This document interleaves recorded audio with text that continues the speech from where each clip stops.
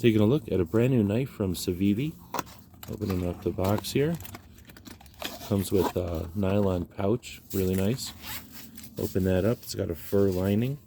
We've got some stickers, one's a knife, one is the Civivi logo. Then we've got a warranty card and a catalog here. There's also a microfiber cloth. Then we get to the knife. It's a little plastic.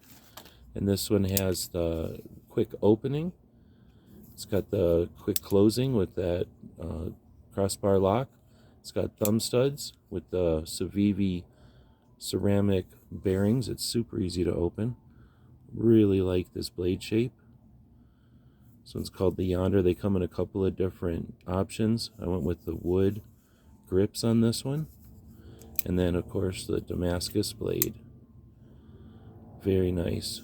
Real Damascus. Great logo there. The lockup on the Civivis. Not only are they quick, but they're just straight accurate there. Look at that. Couple of ways to open this one. Great blade shape, great looking overall knife. I should say it's tip up carry, and it looks like it is reversible. Hope this helps. I want to thank Civivi for sending us this one to check out.